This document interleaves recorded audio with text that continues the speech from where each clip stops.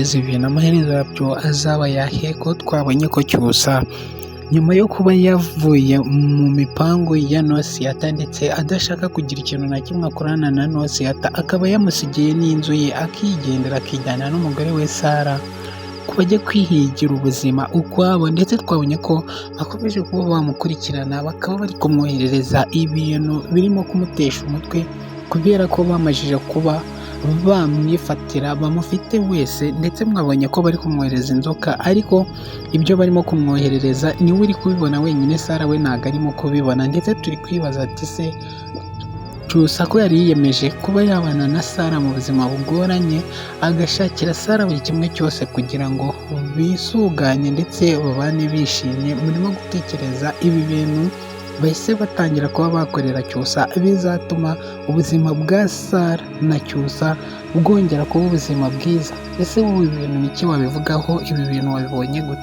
Gusa ariko nanone mbibutsa neza yuko Karimu agikomeje mu kujya gushakira Cyusa umuti wamuvura, gusa kwa Cyusa ni ibibazo turimo kwibaza ukuntu biri buze kuba byamugendekera, kuko twabonye ko atari ibintu byiza birimo kuba byamubaho, nubwo ari guca mu buzima butari bwiza, ubuzima butamworoheye. Mwabonye ko yari yagurishije n'imyenda ye yose kugira ngo atangire ubuzima bundi bushya we na Sara, ndetse yiyemeje gukora n'ikiyede, ariko mwabonye ko abapfumu batangiye kuba bamuhemukira bakaba bari kumwoherereza ibintu.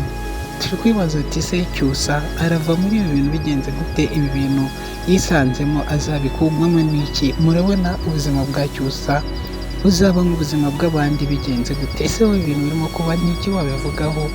Ibintu wabona amaherezo yabyo azaba yahereka gusa kubabaza hano muri comment, ugira ikintu wandikamo ndetse ugira icyo uvuga kuri Cyusa, ndetse niba utakora subscribe nyaboneka reka gusa kuba wayikora, ndetse wibuke ufungure n'inzogera kugira ngo tujye turarusha kubana neza 5 kuri 5. Mbabwira ko mbakunda cyane, tuze guhura mu bindi biganiro bikurikiranye n'iki ngiki. Ciao ciao.